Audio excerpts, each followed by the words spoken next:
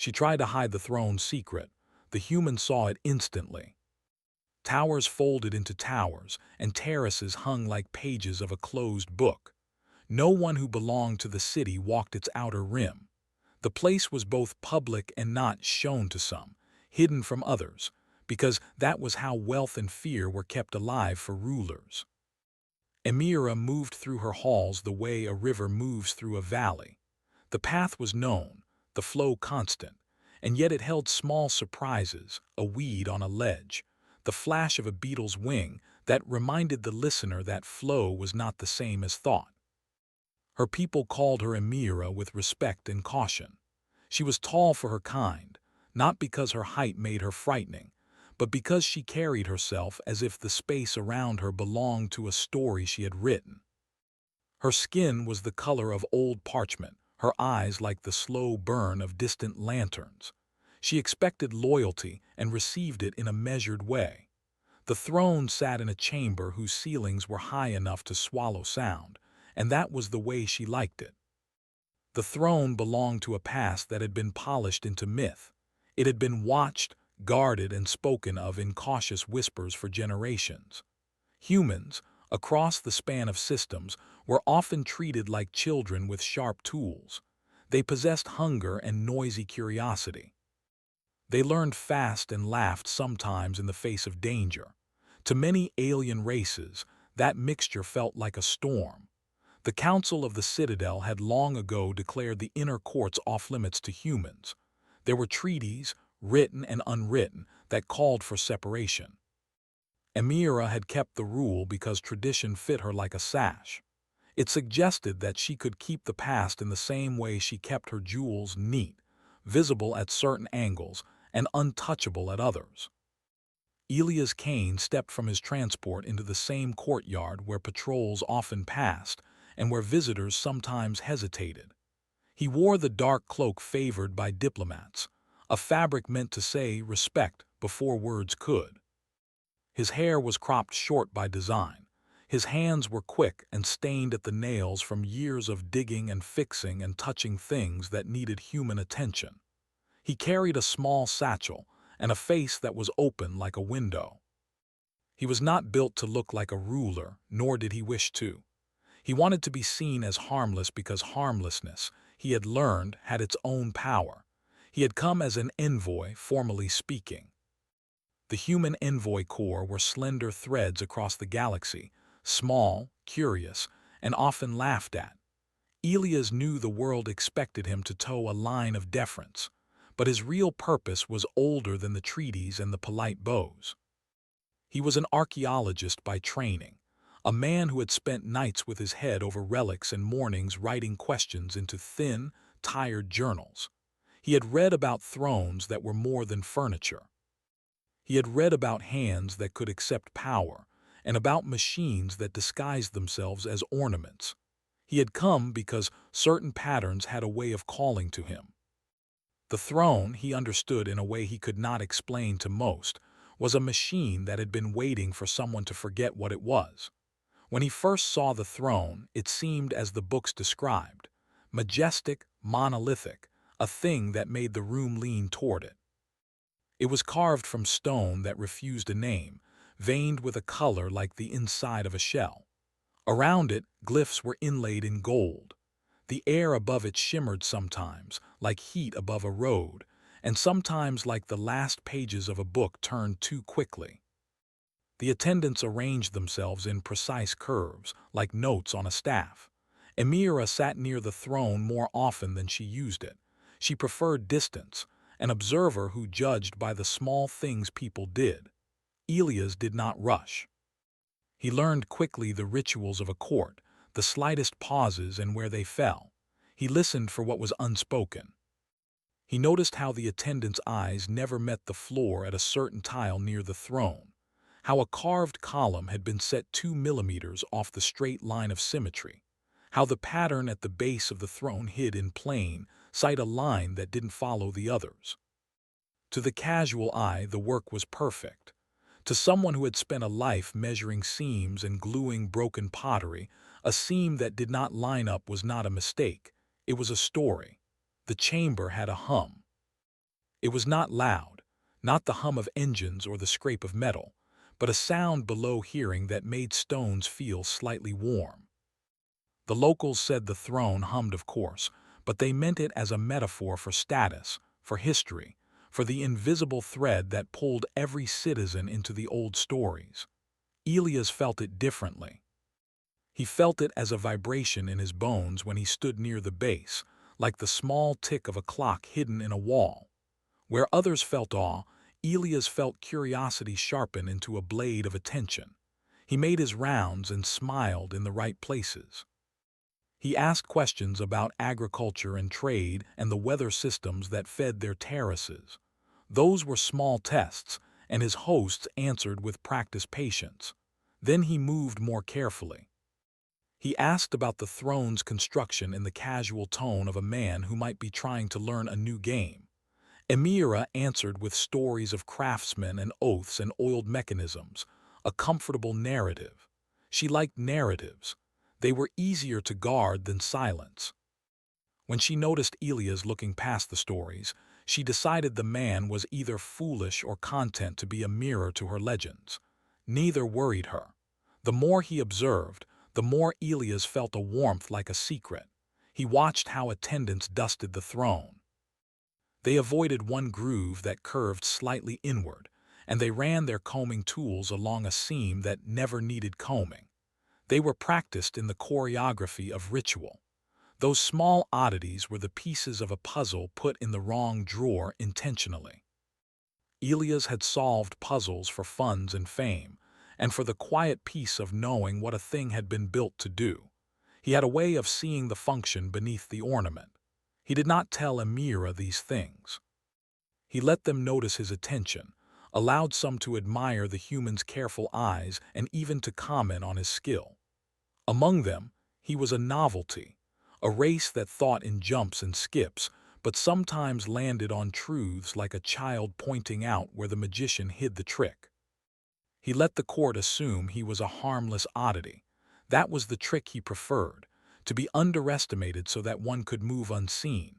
At night, the citadel glowed like a slow constellation. Elias lay awake in a guest room and thought of the throne as a puzzle. He spread sketches across his bed, lines that echoed the ones he had seen earlier. He traced how a groove in stone could hide a channel for light or for data, how gold could be not just decoration but a conductor in a long cold circuit. His hands moved in small, sure gestures. The citadel was full of people who knew how to hold a story and keep it from falling apart. He wanted to know why they had chosen that story. He wanted, selfishly, to set down the truth on paper. When he next walked to the throne, he took a small instrument that fit in his palm. It was nothing more than a probe and a lens and some careful wires, the kind of thing a human used to measure sound or light. He watched the attendants as they performed their rituals. He watched how one of them, a thin young thing with a head scarf, moved her hand too quickly over a seam as if she had learned the wrong motion and corrected it.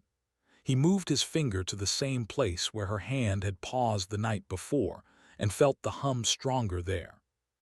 The instrument blinked with a faint line on its display. To the trained human mind, the line said something very modern, a trace of energy, recycled and ancient. Not everyone could have seen it. Emira saw him, but she did not move. Curiosity met curiosity and measured itself. She had learned not to think too quickly of the humans, not out of kindness but out of economy. She had ruled for a long time. Ruling required care. She watched the man who owned his attention and wondered if he might be a threat that moved like a calm lake, unseen under the surface. Elias did not make a show of his findings. He catalogued them silently, the way a thief might catalog a room he never planned to rob. He noted a pattern of inlaid lines that did not follow the aesthetic sweep of the others, a set of glyphs repeated like a chorus and then stopped, as if someone had lost interest mid-song. He found a filament that, when touched with his probe, responded by shimmering. The chamber was a careful lie. It told one story, while Mechanica hid within it another. The rest of the court perceived only the polite detective at work, and so the pattern of behavior continued. They offered him tea in crystal cups, whose designs were copied from smaller cups copied from the cups of a much older era. They performed dances that emphasized the throne and made it the center of every poem. The songs made Elias attentive because songs often preserve memory in sticky places, but songs also smooth over uncomfortable details. He learned the songs and listened to the places where they hesitated. Where they hesitated, history had been edited. On the third day, a child, not more than 7, slipped into the chamber with a sketchbook. She moved like a moth that had found a corner of light and did not care about shadows. Her name was Lies, and she had hands that drew fast and a mouth that told truths without knowing they were truth. She looked at the throne the way Elias had, not in awe but in the attempt to name it. She sketched lines and made small marks that mirrored his earlier thoughts. The attendant shooed her politely. Lies, unfazed, smiled and drew another line. Emira watched them both. She saw the human leaning, the child sketching, and the old songs, and she felt something like a new page. Humans had a way of seeing things that was not bound by the structure of her people's thinking. Elias saw mistakes as openings. The child saw them as invitations. That combination nagged at a part of her that was not fond of being surprised. Elias left the chamber that day with a new understanding. The throne was a concealed interface. Someone, long ago, had built into it a way to speak to the world beyond the stone and the garden and the songs. It had been wrapped in stories and decks of rituals so that only those who knew how to look could know. He had not told anyone. He had no desire to break the city's peace or to take power from anyone. He wanted to know what the throne could do, because understanding was, for him, the only decent response to wonder. He stood one last time at the rim of the chamber and felt the hum like a rhythm under the skin of the place. Emira met his gaze and inclined her head by the smallest degree. She did not smile. She did not warn him. She only watched. Across the city, the towers leaned into the wind and the 2 moons kept their watch like slow, watchful birds. Elias turned away, carrying his questions like lanterns in a dark room. The puzzle was not yet solved, but he could already see where a seam might open. In the quiet that followed, the reader of old tales might have said the story moved like a patient animal toward a trap. That was not what Elias felt. He felt like someone who had finally found a page in a book that had fallen behind a shelf. He wanted to pull it loose and read it out loud so the air could know how the story had started. He walked through the city with that small hunger, and if hunger was the dangerous thing others saw in humans, then so be it. Hunger for truth, in his view, had a way of making useful things happen. He did not know yet whether Emira would call it a gift or a curse. He only knew that he could not ignore what he had seen. Elias returned to the chamber the next morning with the quiet confidence of someone who had spent years listening to whispers and finding meaning in them. The sunlight from the twin moons spread in thin silver lines across the floor, and dust motes hung in the air like tiny stars. The throne waited, silent and cold, but Elias felt it almost breathing, as if it understood that he was no ordinary visitor. His hands moved over the edge of his satchel, where small instruments rested neatly, each one designed for careful observation rather than force. He was not here to take, he was here to see. Emira watched him from the edge of the room, her posture calm but alert. She had spent countless cycles learning the ways of rulers and scholars alike. She knew when someone noticed too much, and she had trained her instincts over centuries to read the subtleties of movement, posture, and the light in a person's eyes. Elias had the kind of gaze that unsettled without threat, the kind of attention that made small secrets tremble in their hiding places. He seemed polite, almost deferential, but she sensed the quiet intensity that underpinned his presence. Humans often overstepped in curiosity, and yet, somehow, he moved like a shadow slipping past alarms she did not even know existed. Elias circled the throne slowly, his eyes scanning the walls, the inlays, and the floors. Every detail mattered.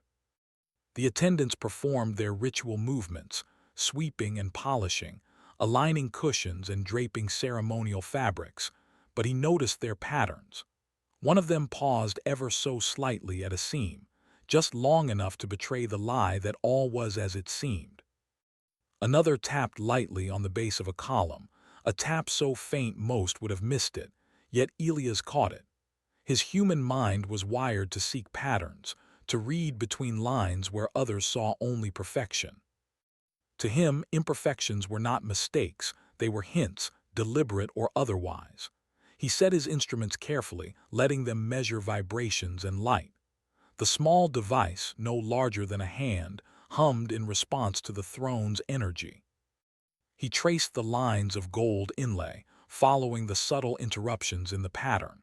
Where the attendant's eyes never lingered, he leaned in closer. He noticed that the golden lines were not just decorative, they conducted energy, faint but persistent. It was an interface, a bridge between thought and mechanism, hidden under the guise of artistry. Humans had a way of seeing function beneath form, and he felt it now, like a small thrill of understanding. Emira observed silently. She had seen many scholars in her centuries, some curious, some clever, some reckless. Most saw the throne as an object of power, a story to be preserved. Elias did not. He was reading it like a language, each line and groove a sentence in a story long forgotten. She tried to distract him, offering explanations of the craftsmen and their oaths, speaking of the throne's legendary builders and the rituals that surrounded it. She was smooth, practiced, weaving tales like a painter covering mistakes with brush strokes. But Elias did not waver. He listened politely, nodded, smiled, and kept his hands moving, tracing and measuring with quiet diligence. The court was watching now, though no one spoke aloud. To them, Elias was a novelty, a human envoy with curious habits. To Emira, he was a puzzle she had yet to solve. He noticed subtle changes, how the light shifted when he moved, how the throne's base seemed to respond to touch in a way no one else noticed, how the patterns formed sequences that were repeated and then abruptly ended. There was a rhythm, a logic hidden beneath the ceremonial surface. Most beings, she knew, could not detect it. Elias did instantly. It was human intuition, a kind of lateral thinking that defied their linear expectations. She tested him without words. She moved objects, shifted the drapes, altered the sequence of attendants' motions. Elias adapted, noticing each change, recalculating, adjusting. The hum of the throne grew faintly stronger when he approached certain seams, and he felt it resonate through his fingers, through his arms, through the soles of his boots. It was a subtle vibration, almost like the heartbeat of the room itself. He traced a groove along the side of the seat and discovered a hidden panel, so perfectly integrated into the design that no one had ever thought to examine it closely. His fingers brushed the surface, and the panel responded to his touch. Elias crouched slightly to examine the mechanism. The panel shifted inward, revealing a network of circuits that pulsed faintly with energy. It was delicate, precise, and beautifully constructed. He recognized it immediately as a form of ancient technology, designed to respond to subtle gestures, to thought patterns, to awareness itself. No amount of brute force could unlock its secrets. It required understanding. He felt a thrill of recognition, not from the idea of power, but from the clarity of discovery. He knew he was seeing something no one else in the room could comprehend. Emira stepped closer, her eyes narrowing slightly.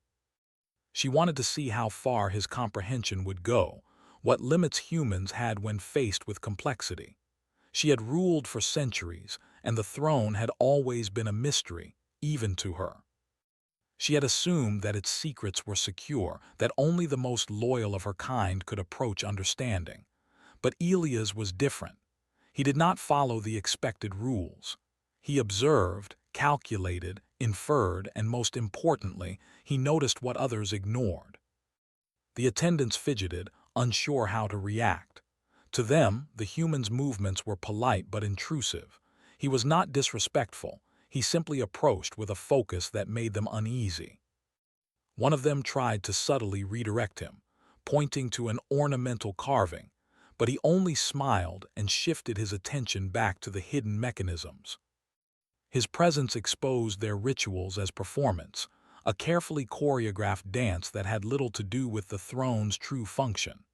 Elias worked quietly, sketching the connections he discovered. He traced the energy lines, the hidden nodes, the faint pulses that signaled responsiveness. He noted that the throne's interface was designed for adaptability, capable of learning from subtle input. It could sense intent, respond to alignment of thought and touch, and even adjust its own mechanisms to accommodate the user's understanding. It was not just a seat, it was a system, a bridge between mind and matter, and Elias, by instinct, had begun to decipher it. Emira felt a stir of unease. She was not accustomed to being outpaced in perception, yet here was a human, a creature she had been taught to underestimate, reading the throne as if it were an open book. She tried again to distract him, speaking of legends, of ceremonial histories, of the builder's intent. But Elias was polite, nodding, acknowledging her words, yet his attention never wavered. He did not need the stories, he was reading the structure itself. He discovered a sequence of glyphs near the base that corresponded to energy nodes he had traced. By pressing them in order, he activated a small, almost imperceptible change in the throne's vibration. A panel opened to reveal a storage compartment, lined with a material that absorbed light, rendering its contents nearly invisible.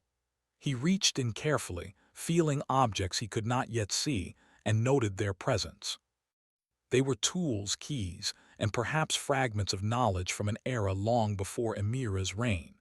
Emira's eyes narrowed. She had never allowed anyone this close. The throne's secrets had been protected for generations by her vigilance, and by the assumption that outsiders, especially humans, would never understand its mechanisms. Yet here was Elias, moving with precision, observing with clarity, uncovering layers meant to remain hidden. She realized that the human mind approached problems differently, not constrained by centuries of ritual or expectation. His perception was lateral, imaginative, relentless. Elias paused, sensing her attention. He turned slightly, offering a respectful nod. "I mean no harm," he said simply. "I only wish to understand." His voice was calm, carrying neither arrogance nor threat, only clarity. Emira studied him, weighing the truth in his words. Humans were unpredictable, but their honesty often came from an instinct to see rather than dominate. She could see that in him, and it gave her pause. He continued, examining the hidden compartments, tracing the energy flows, and noting how each mechanism interacted with the next. He saw that the throne was capable of projecting influence, not in the sense of control over others, but in alignment of energy, guidance, and subtle manipulation of environments. It was a tool of understanding, a bridge for intelligence, and it had been hidden under layers of performance and myth. Elias found another hidden feature, a crystalline core that resonated with the room's energy. When touched in the right way, it amplified awareness, not just of the throne's interface, but of patterns in the room itself. It allowed a user to perceive hidden alignments, subtle truths, and inconsistencies in their surroundings. The human mind was naturally adept at noticing such inconsistencies, and Elias realized he could activate the core simply by focusing his intent and observing with precision. Emira stepped closer, still silent, still observing. She felt the throne respond to him, subtle but undeniable. The chamber hummed in a deeper tone, vibrating with recognition of his understanding. He had seen what no other visitor had. He had read the language of the throne. And he had done so without force, without arrogance, without disrespect. He had done it through observation, reasoning, and intuition, qualities that she had always believed humans lacked in comparison to her people. The attendants watched, uncertain, as Elias carefully replaced the panel, restoring it to its hidden position. He did not take anything. He did not claim ownership. He only cataloged, recorded, and understood. That was a human trait, one that Emira could not deny: the capacity to perceive, to learn, and to respect knowledge without needing to dominate it. By the end of the day, Elias had mapped nearly the entire hidden interface of the throne. He knew its potential, its limits, and the ways it could be used to protect rather than control. Emira, still silent, recognized that the human had achieved what her own kind might not in centuries. He had seen the truth, and he had seen it clearly. She understood, finally, that humans possessed a type of insight that was not bound by tradition or fear. As the sun set behind the citadel, casting long shadows across the terraces, Elias stepped back and allowed the attendants to resume their rituals. He gave no indication that he had uncovered the throne's secret. To the casual observer, he was a respectful envoy, attentive, polite, and curious. But beneath that veneer, he carried knowledge that would forever change the way the throne was perceived, and perhaps the way her people understood humans. Emira watched him leave the chamber, her expression unreadable. For the first time in many cycles, she felt a sense of both caution and intrigue. The human had not only seen what she had hidden, but he had understood it with clarity and restraint. She realized that humans, with their unconventional thinking and insistent curiosity, were capable of seeing truths that eluded even the most disciplined of her own people.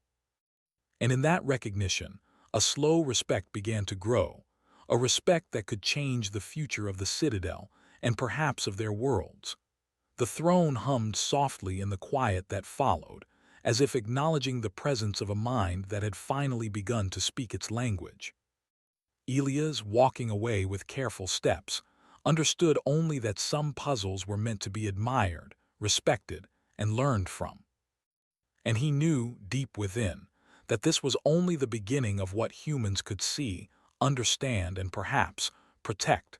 Elias returned to the citadel at dawn, moving along corridors that were familiar now but still held mysteries. The walls, lined with carved stone, reflected the soft silver light of the twin moons, and the air was cool and silent except for the faint hum that followed him wherever he walked. The throne awaited, silent as always, but Elias approached it with a calm confidence. He carried no instruments this time, only his mind and the sharp clarity that had guided him through the first discoveries. He had already seen the hidden mechanisms, traced the energy lines, and understood the basic interface. Today, he intended to explore deeper, not for power but for understanding. Emira observed him from the shadows of the chamber. She had spent many cycles studying rulers and scholars, learning how they approached knowledge and how they measured curiosity. Elias was different. He did not move with arrogance, nor did he follow the predictable curiosity of his kind. He moved like someone listening to a melody others could not hear, noticing small variations, small rhythms, and drawing them together into understanding. She had not expected such insight from a human.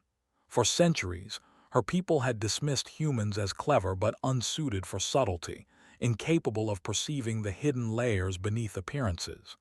Elias was changing that perception.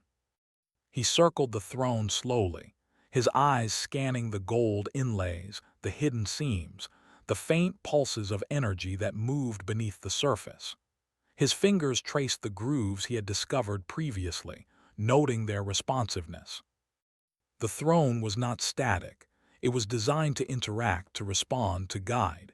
He realized that it did not merely respond to touch, it responded to intent. A careful shift of his focus, a deliberate gesture, and the throne pulsed in acknowledgement. He understood that this ancient interface had been designed to work with minds that could perceive patterns, with thinkers who could interpret subtle cues. Emira stepped forward, finally breaking the silence. "You understand more than most," she said, her voice quiet but firm. Most would look, see only decoration and leave. Her eyes narrowed slightly. Yet you see, Elias nodded. I do not wish to take anything, he replied. I only wish to understand. His tone was calm, respectful, and clear. Understanding does not require ownership. She studied him, weighing his words. Humans often spoke of ideals, but many failed to follow them when opportunity arose. Elias, however, seemed different. He had discovered the throne's hidden mechanisms without disturbing them, traced its energy flows without attempting to manipulate them for personal gain, and observed its responses without arrogance. There was a discipline in his curiosity, a restraint that set him apart from many who sought knowledge. He crouched to examine a section of the throne he had not fully explored before. A panel nearly invisible responded to his touch, shifting slightly to reveal a crystalline core. The core pulsed with light, faint at first, then stronger as Elias focused his attention. It resonated not just with the throne but with the room itself, amplifying awareness. He realized that the throne could extend perception, allowing the user to notice patterns, inconsistencies, and truths hidden in plain sight. Emira watched intently. You see it, she said, more to herself than to him. You see what we have hidden for generations. Yes, Elias replied, and it is not dangerous in the way most believe. It is a tool for understanding, for protection, not domination. His voice carried certainty, but not arrogance. He moved carefully, as if the throne itself were a living thing that required respect. He activated the crystalline core fully, focusing on the energy lines he had traced before. The chamber responded, the hum deepening, vibrating through the floors and walls. Subtle shifts in light illuminated hidden glyphs and conduits, patterns that had been invisible until now. He realized that the throne's design was more sophisticated than even the ancient texts had suggested. It was a network, capable of sensing thought, responding to intent, and aligning energy flows to achieve outcomes without direct force. Emira stepped closer, her curiosity tempered by caution.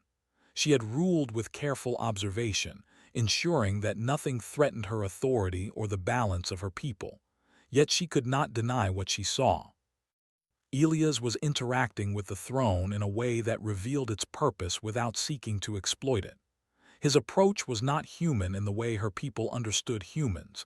It was sharper, more precise, and guided by a quiet understanding. He paused, considering the implications. The throne could guide its user, yes, but it could also amplify insight, reveal truths hidden in plain sight, and allow subtle influence without coercion. He could see why her people had considered it dangerous. In the wrong hands, it could be misused. In his hands, he simply wanted to learn. He considered the potential for protection, for guiding her people in ways that respected autonomy rather than imposing control. Emira studied him closely. You are not like others, she said. Most would seek to bend it to their will to prove dominance. I do not wish to dominate, Elias replied. Knowledge is not power unless it is used wisely. Understanding is the first step. Control comes later only if necessary. She felt a quiet admiration for him, though she did not show it. Humans, she realized, had a way of thinking that her people often dismissed, intuitive, lateral, capable of seeing solutions where others saw only obstacles. Elias had uncovered the throne's secret through observation, patience, and creativity, without disrupting its balance. He had acted as a partner with the mechanism, not as a conqueror. He moved to another panel, noting a sequence of glyphs that corresponded with energy nodes he had traced. He pressed them in order carefully, and the throne responded. A subtle shift in the hum signaled alignment, a resonance that confirmed his understanding. The mechanism had recognized his approach, his intent, and his ability to perceive the connections. It was a quiet acknowledgement but significant. Emira's expression remained calm, but her mind raced. She had spent centuries guarding the throne's secrets, believing that only her people could approach its complexity safely. Elias had proven her assumptions wrong. Humans were capable of subtlety, precision, and restraint. They could see what others missed and act responsibly. She realized that her judgments had been shaped by fear and tradition, not by observation of true potential. Elias traced the final set of connections, noting the way energy flowed through hidden conduits, interacting with the crystalline core. The chamber's hum deepened, and a gentle glow illuminated the hidden pathways. He understood the throne's full design now. It was not a weapon, not a tool for domination. It was a network for insight, guidance, and protection. The mechanisms allowed the user to perceive hidden truths, to detect patterns, and to respond with clarity. It amplified understanding, not force. Emira stepped closer, her voice quiet. "You have done what none before you could," she said. "You see what we have hidden and you understand it without seeking to claim it." Elias looked at her, meeting her gaze. "I do not wish to claim it," he replied. "I only wish to learn. The throne's purpose is to guide, not to dominate. Its knowledge is valuable, but it must be used wisely." She studied him, realizing that his words carried sincerity. Humans often spoke ideals but acted otherwise. Elias acted as he spoke, respecting the throne, observing its mechanisms, and understanding its purpose without attempting to exploit it. She felt a quiet respect for him, a recognition that humans possessed insight that her people often underestimated. He paused, considering the broader implications. The throne's mechanisms could be used to protect her people, to guide decisions, and to maintain balance without coercion. It could reveal truths that were otherwise hidden, allowing informed choices rather than enforced obedience. He realized that this was the kind of knowledge that could strengthen the citadel, not threaten it. Emira nodded slowly. "You are unlike any human I have encountered," she said. "You see not only what is before you but what lies beneath, and you do so without seeking power for yourself." Elias bowed slightly. "Understanding comes before action," he said. "Knowledge is not a weapon unless wielded carelessly. We can learn from what is hidden, respect it, and use it to protect rather than harm." She felt a shift within herself, a recognition that humans were capable of more than her people had believed. Elias had demonstrated patience, insight, and restraint, qualities that were rare even among her own kind. The throne, long a symbol of power and secrecy, had revealed its purpose to him, not through force, but through observation and understanding. Elias moved away from the throne, allowing it to return to its quiet hum. He did not take anything, did not disturb the mechanisms, and did not claim mastery. He had learned, recorded, and respected. That alone was enough to prove that humans were capable of insight that her people often overlooked. Emira studied him as he walked toward the exit. "You have changed how I see your kind," she said quietly. "Your curiosity, your focus, your restraint, they are not weaknesses. They are strengths." Elias looked back, offering a calm smile. "Humans often see patterns others miss," he said. "We notice what is hidden and act with care. That is how we survive, how we learn, and how we protect what matters." The chamber remained quiet, the throne humming softly, acknowledging a mind that had finally begun to speak its language. Emira felt a sense of cautious hope. Perhaps, she thought, humans were not the naive creatures her people believed them to be.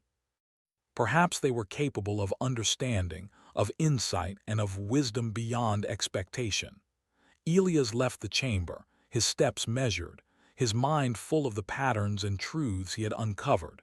He understood the throne, its purpose, and its potential. But more importantly, he understood that knowledge, when approached with respect and clarity, could bridge gaps between worlds, species, and generations. The citadel, silent under the twin moons, seemed to acknowledge his passage. Towers leaned into the wind, terraces reflected the light, and the hum of the throne echoed softly through the chambers. Elias knew that this was only the beginning, that humans could see what others missed, understand what others overlooked, and act with insight where others acted with fear. He paused at the doorway, looking back one last time. The throne waited, patient, powerful, and silent. Elias had seen its truth. Emira had witnessed it. And together, in that quiet understanding, a new possibility had emerged. A recognition that humans, often underestimated, were capable of extraordinary perception, restraint, and wisdom.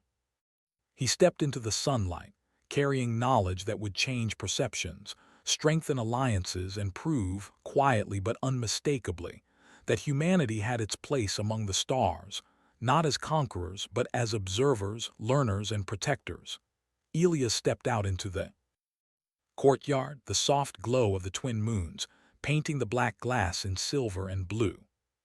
The citadel was quiet, almost serene, but he could feel the subtle hum of energy still resonating from the throne deep within the chamber. He paused for a moment, letting the calm settle around him, aware that the discoveries he had made were no longer just secrets, they were responsibilities. Knowledge like this could guide or protect, but it could not be ignored. He had seen what others could not, and now he understood the delicate balance of action and restraint. Emira approached him from the shadows, her steps silent yet purposeful. She had spent centuries guarding the throne, preserving its secrecy, and ensuring that only the worthy could approach it.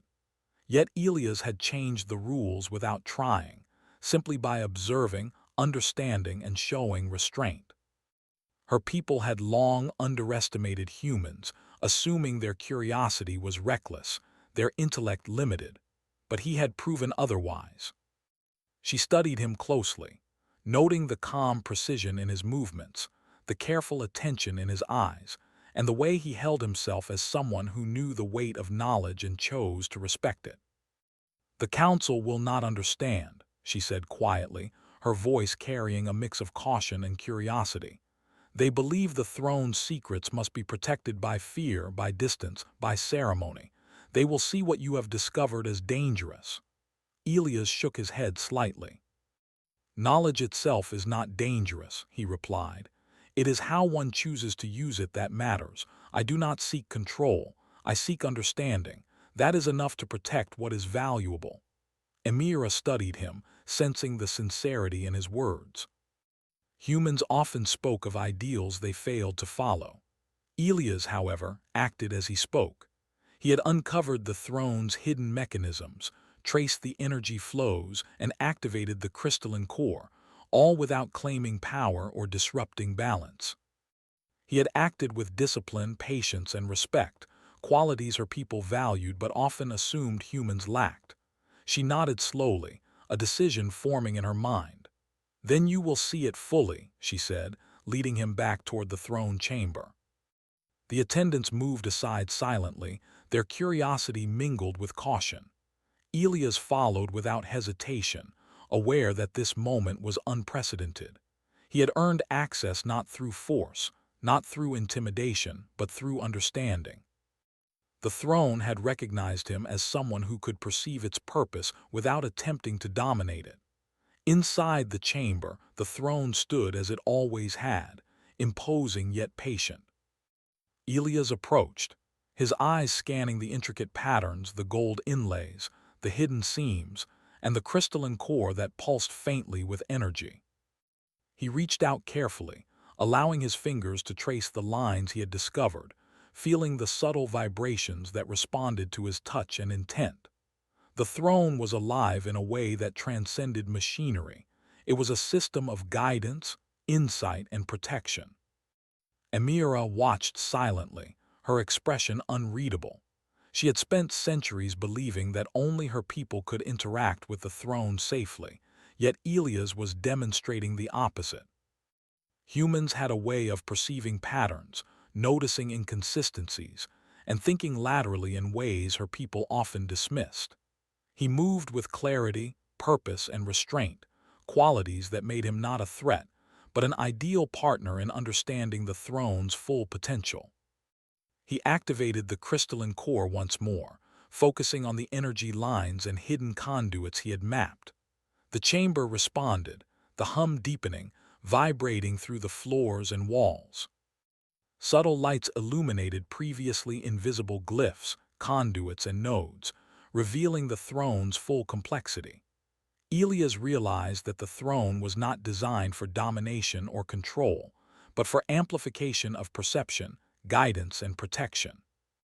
Its mechanisms allowed the user to sense patterns, detect hidden truths, and act with informed precision. Amira stepped closer, her voice quiet but firm. "You see it," she said.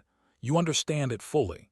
"Yes," Elias replied, "and it is not dangerous if used with care. Its purpose is to guide, to protect, to reveal what is hidden, not to dominate." She considered his words carefully.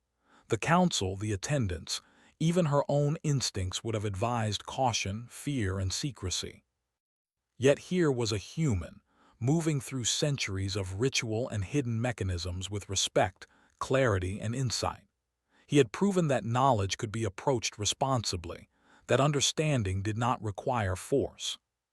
She felt a quiet admiration, a recognition that humans could perceive, reason, and act in ways her people had long underestimated.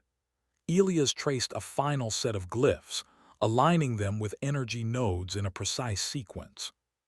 The throne responded, the crystalline core pulsing in harmony with his intent. The room seemed to breathe with recognition, acknowledging a mind that had learned its language. He understood the throne's purpose fully. It was a network of insight, guidance, and protection. It allowed its user to perceive hidden truths, detect patterns, and act with clarity. In the wrong hands, it could be misused. In the right hands, it could preserve balance and safeguard knowledge. Amira spoke softly, almost to herself. "You have done what none before could. You see the truth, and you do so without seeking to claim it."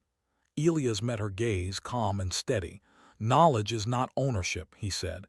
"It is understanding. That is how it can be used wisely." The attendants watched, uncertain but fascinated. Elias had uncovered the throne's secret, interacted with its mechanisms, and activated its full potential, all without arrogance, without force, without disrespect. He had acted as a partner to the throne, not a master. His approach demonstrated the value of human intuition, lateral thinking, and restraint.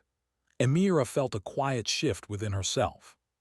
For centuries, she had assumed that only her people could safely approach the throne, that humans were too impulsive, too unpredictable, too focused on immediate gain. Elias had proven her assumptions wrong. Humans were capable of insight, discipline, and responsible action. They could perceive what others overlooked, understand what others missed, and act with wisdom rather than recklessness.